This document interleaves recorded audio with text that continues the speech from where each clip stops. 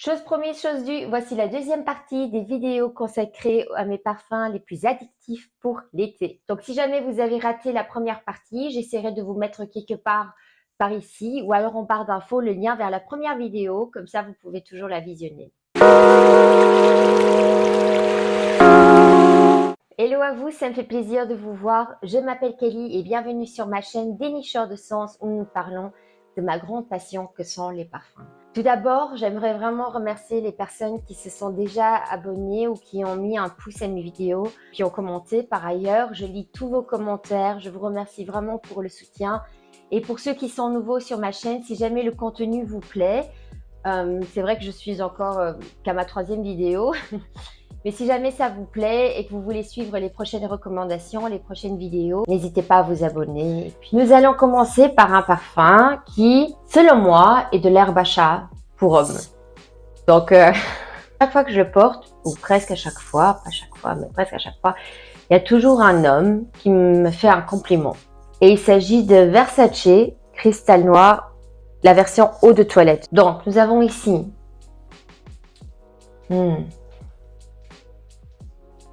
Ici une ouverture un peu épicée, effervescente. Il y a du gingembre dedans. Si vous avez regardé mes autres vidéos, vous savez que le gingembre et moi, c'est une histoire d'amour. Il y a des fleurs blanches, il y a du gardénia, de la fleur d'oranger, de la pivoine. Et au fond, nous avons du musc, de l'ambre.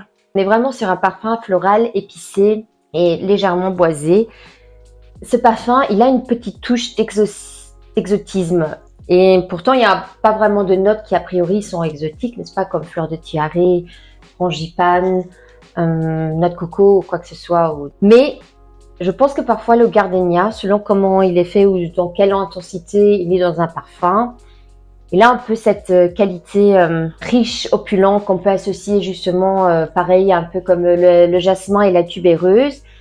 En plus, le gardénia, a priori, il est originaire de l'Asie et des îles du Pacifique. Donc voilà, pour moi, ce parfum, je ne sais pas pourquoi, il a quelque chose d'assez exotique. Mais c'est pas au premier abord un parfum que je dirais tropical.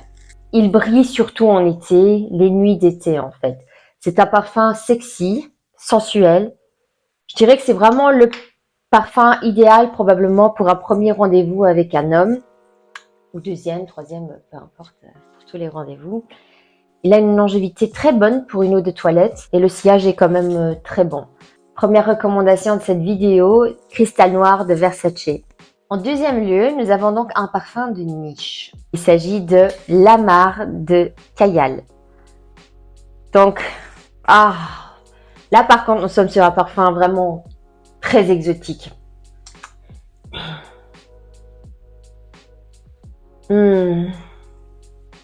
Donc, il y a plusieurs fruits. Je pense qu'il y a ananas, il y a fruits rouges, etc. Mais je vais tout de suite d'emblée vous dire, c'est un parfum ananas. Voilà. Et ce que vous avez avec l'ananas, c'est un ananas associé avec de la rose. Il y a deux sortes de roses ici dedans. Donc, il y a une rose turque et une rose de Bulgarie, si je ne me trompe pas. Donc, il y a encore d'autres fleurs, mais vraiment, moi, ce que je perçois le plus, c'est cet ananas avec la rose, qui est vraiment très, très bien balancé, puisque justement, c'est un ananas très juteux avec des épices. Il y a de la cardamome, de la coriandre dedans. Et en fait, à l'ouverture, c'est une ouverture assez fruitée, légèrement sucrée, pas trop, avec cette rose donc qui ramène aussi un petit côté frais et un peu propre. Je trouve que parfois, selon comment la rose est faite, il y a cet effet un peu clean. C'est pas une rose confiturée, etc. C'est vraiment une rose un peu fraîche. Voilà.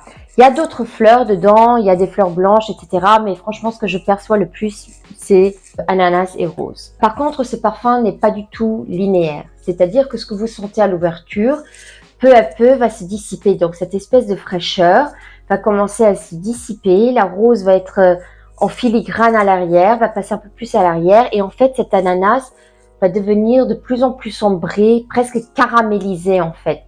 Ça va jamais devenir un parfum, je dirais, gourmand ou très sucré, mais il va y avoir vraiment cet effet sensuel, ambré, vous voyez, un peu intense et très très beau, très sexy. C'est un parfum unisexe, quand même un chouïa peut-être vers le côté féminin, mais vraiment un chouïa. Un homme peut très très bien porter également ce parfum. Moi personnellement, je l'adore. Je trouve que surtout que lorsque vous êtes dans un environnement chaud, mais en même temps un peu humide. Alors cet ananas un peu fruité qui devient un peu du caramel, c'est juste, c'est dingue, c'est extrêmement sensuel. Longévité assez correcte, hein, surtout si vous mettez sur vos vêtements. Je dirais qu'on est sur du 6 heures avec une belle projection également. Enfin, nous avons un parfum qui fait partie des parfums, je pense, les moins chers de toute ma collection. Et celui-ci, c'est un autre incontournable de ma valise pour les vacances, en fait. Et il s'agit de Rio Radiance de Sol de Janeiro. Alors, je veux dire, il a déjà quand même été pas mal porté. Il ne s'agit pas vraiment d'un parfum, il s'agit plutôt d'une brume parfumée. Et celui-ci, donc en général, on recommande le chez Rosa 62 pour les vacances. Personnellement, si je suis vraiment honnête, moi je trouve un chouïa trop jovial, voire juvénile. Certes, ils sont très très bons. Après, chacun fait comme il veut hein. Évidemment, sur moi, femme, maman, etc. Non. Voilà, celui-ci pour moi, il est beaucoup plus mature en fait. Donc nous avons ici donc qu'est-ce qu'il dit ici? Un parfum solaire qui marie fleurs blanches épurées, lait de coco, onctueux et sable chaud. Effectivement, ce que je perçois le plus, c'est vraiment cette noix de coco et de la tubéreuse. C'est vraiment les notes que je décèle le plus et un petit peu la vanille. Il est aussi un peu sucré, mais il reste quand même équilibré. C'est pas quelque chose qui va vous écœurer. C'est un des parfums avec le terracotta de chez Guerlain que je mets le plus la journée en vacances, surtout lorsque je suis dans des vacances de plage. En plus, il a l'avantage d'être léger. Il est pas cher. Je pense qu'on est sur une trentaine d'euros pour quand même, combien il y a ici pour 90 millilitres. Longévité, oui, vous êtes peut-être à 1-2 heures. Moi, de toute façon, les parfums en été, je les mets sur mes vêtements, donc ça tient toujours un peu plus longtemps. Franchement, parfum très facile à porter pour le quotidien, en vacances, à la plage. Pour moi, le meilleur de la gamme. Et si vous voulez également le porter, par exemple, le soir pour aller dîner, que vous n'avez pas forcément envie d'emmener un parfum ou que vous n'êtes pas très parfum, pour le faire tenir plus longtemps, vous pouvez le mettre en layering avec la crème donc, de Sol de Janeiro, de la même marque, la Boom Boom Crème. Et comme ça, je pense que la longévité, elle est un peu plus longue, peut-être dans les 3-4 heures. Et voilà. Celui-ci, par contre, je le porte aussi à la maison. Lorsque je fais mes journées dehors sur la terrasse, j'aime beaucoup le porter, ça me transporte tout de suite ailleurs. Ensuite, nous avons un parfum qui, pour moi, a été un vrai coup de cœur. Je pense que c'était de l'admiration et de la surprise, tout simplement parce que c'est pas un parfum de niche, mais je trouve qu'il ressemble à de la niche. Et il s'agit de Nuit d'Égypte de Chloé, donc il fait partie de la ligne Nomade. On n'est pas du tout sur quelque chose de tropical, mais on est sur quelque chose de très exotique.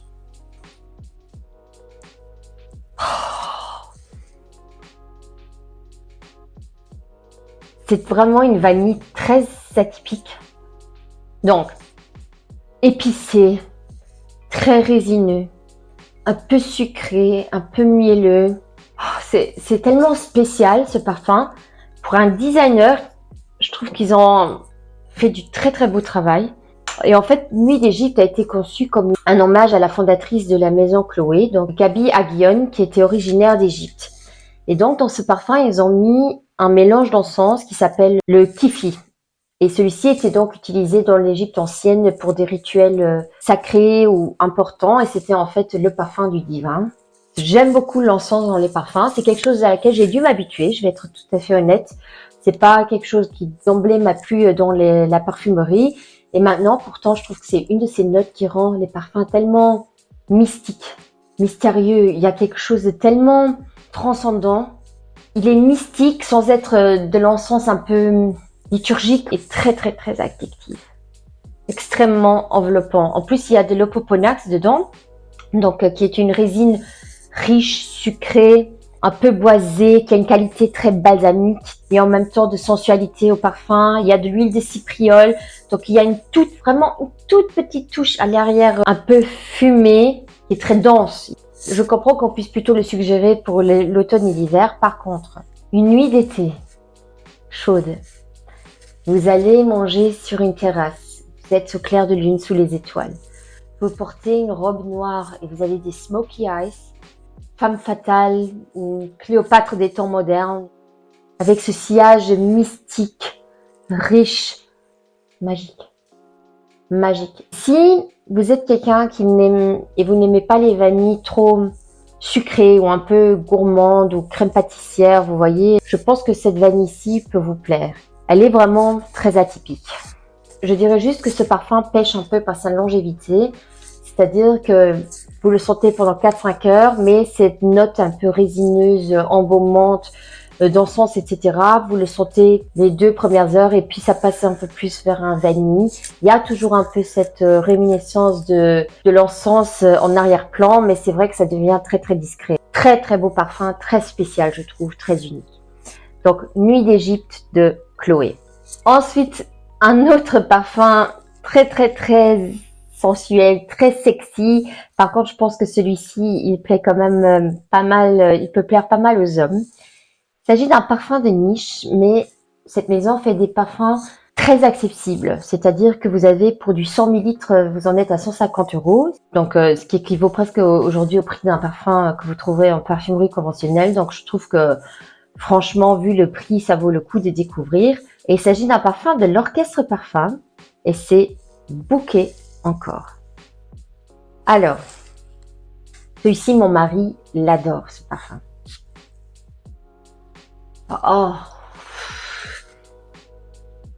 Donc, poivre de Sichuan à l'ouverture, tubéreuse, jasmin. Donc, il faut aimer quand même les fleurs blanches. Hein, et du musc et vanille au fond. Très beau parfum de tubéreuse. Une tubéreuse vraiment magnifique, crémeuse et tendre. Pas du tout entêtante. Il est sucré mais magnifiquement contrasté par ce poivre de Sichuan qui dynamise un peu ce bouquet de fleurs blanches, surtout avec la tubéreuse qui domine. Extrêmement sensuel. Et il fait partie vraiment des parfums de ma collection que je considère comme étant les plus sexy, tout en étant chic. Très, c'est un sexy, mais pas un sexy girly ou etc. C'est un sexy chic. Ça a vraiment l'odeur d'une magnifique femme. Un des parfums peut faire également un très beau parfum pour une occasion spéciale. Pour moi, il est trop spécial. Et comme mon mari l'adore, c'est vrai que c'est un parfum que j'aimais surtout lorsque je suis avec lui. Donc vous devez aimer les fleurs blanches quand même.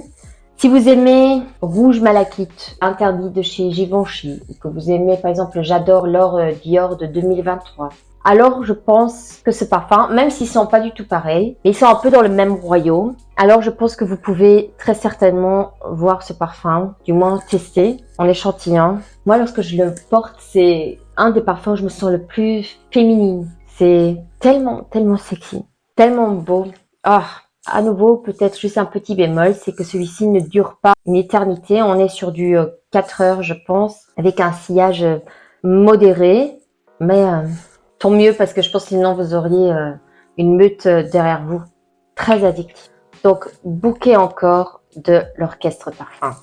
Ensuite, nous allons passer à un parfum que j'ai en 8 ml, mais pas encore en bouteille, et je vais vous expliquer pourquoi. Tout d'abord, donc, il s'agit ici de Cruz del Sur 2 de chez Xerjoff. Cruz del Sur. Donc, nous avons ici... Oui, parce que j'ai trop inhalé là. Une explosion de mangue. Il y a d'autres fruits, hein. Il y a de l'ananas, il y a de la mangue, il y a encore il y a des fleurs, etc. Mais c'est vraiment la mangue qui domine. Il y a également des notes vertes. Il y a du bois, il y a du vétiver. Le vétiver, j'adore le vétiver dans les parfums. Il y a vraiment cet aspect très exotique avec une mangue très mûre, très succulente, très crémeuse. Ce parfum, il a vraiment une qualité un peu lactonique. Et c'est un gourmand, mais c'est pas un gourmand mango lassi ou riz à la mangue. Vous voyez, c'est pas un gourmand dessert, c'est quelque chose. Il est très complexe, très beau, de la vraie qualité de niche. Et j'ai même une petite odeur un peu chocolat blanc, un peu Milka, vous voyez. Mais il n'y a pas ça dans les notes. Hein. C'est vraiment que ce que perçoit mon nez. Je regrette de ne pas l'avoir acheté en bouteille. Je vais probablement le faire. Mais j'avais 2 échantillons de celui-ci, de 2 ml, que j'avais emmené avec moi lors d'une virée à la côte belge. Et il faisait dans les 34-35 degrés.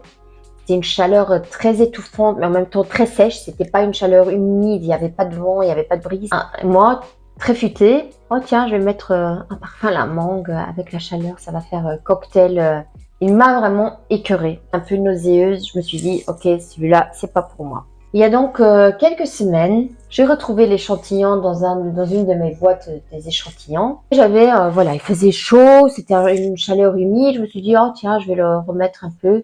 Il a vraiment brillé sur ma peau. Donc, je me le suis commandé en 8 millilitres. Et là, donc maintenant, je le teste. Et je dois dire que magnifique parfum, très complexe, très... Comme quoi, il faut parfois se donner le temps de découvrir ces parfums dans différents contextes, de toujours les tester auparavant, de peut-être parfois donner une chance à nouveau. Ce qui vous plaît pas aujourd'hui peut peut-être vous plaire dans quelques années. Donc, voilà. En tout cas, je vais partir à Bali au mois d'août. Je pense que celui-ci, il va venir avec moi parce que je l'imagine magie. Il peut faire des étincelles. Et ensuite, c'est un parfum que j'ai déjà mentionné dans ma vidéo unisexe, que moi, personnellement, je trouve extrêmement addictif, les spéciales. Et c'est Vibrato de chez Sospiro. Voilà. Je vais pas maintenant m'étendre là-dessus puisque dans ma première vidéo, j'ai tenu tout un monologue sur Vibrato, mais un parfum frais, un peu poudré, un peu floral, un peu une harmonie de notes rafraîchissante, mais extrêmement addictif. Mais en tout cas, peut-être que vous l'aimerez aussi, autant que moi. Et c'était Vibrato. Voilà, cela conclut la vidéo d'aujourd'hui. J'espère que ça vous a peut-être inspiré. Et si ça a été le cas, surtout, n'hésitez pas à vous abonner pour ceux qui ne l'ont toujours pas fait ou à me laisser un pouce. En tout cas, en attendant, je vous souhaite une agréable journée ou une agréable soirée. Ciao, à très bientôt, à la prochaine, j'espère. Bye!